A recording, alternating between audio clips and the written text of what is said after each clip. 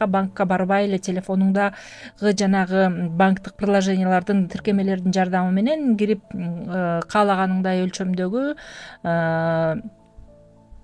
карызды, кредитти онлайн деле алсаң болот дегендей бир оңойлотулган, жеңилдетилген жолдору чыкты да. Ипотека, рассрочка дегендер бир өзүнчө эле нормага айланып баратат Зүлфия эже.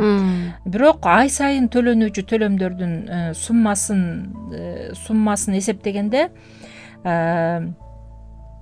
бул нерсе адамды кыйнап, финансылык эркиндик мүмкүн эместей сезилген учурга акыры бир күнү алып келет. Ооба, азыр сен ипотекага бир нерсе алдың, рассрочкага бир нерсе алдың, убагында оңой көрүндү, жакшы болду деп, мисалы үчүн мен бул акчаны качан топтойт элем, оңой болду дейсиң, бирок баягы төлөөгө келгенде финансылык эркиндикке чыгуу мүмкүн эместей сезилет. Анан анын үстүнө бирин аласың, тигини жабыш үчүн дагы бирди аласың дегендей. Кээ бир адамдардын 2ден 3дөн 4дөн банкта кредиттери бар. Эми кредитсиз жашоого мүмкүнбү? Карызсыз жашоого мүмкүнбү? Албетте мүмкүн, атүгүл керек деп айткым келет. Мен бул нерсени кризиссиз жашашыбыз керек, карызсыз жашашыбыз керек. Биз бул дүйнөдө ушундай жакшы сөз бар го Зүлфия эже, сүйүүдөн башка эч нерсе карыз болбогула деген.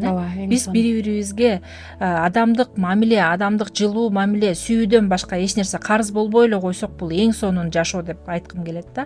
Сүйүүнү биз эч качан берип түгөтө албайбыз адамдарга. Кошунабызга болобу, жакын адамдарыбызга болобу, баардык адамдарга сүйүү гана берип жашасак, сүйүү гана карыз болуп жашасак, бул абдан сонун болмок.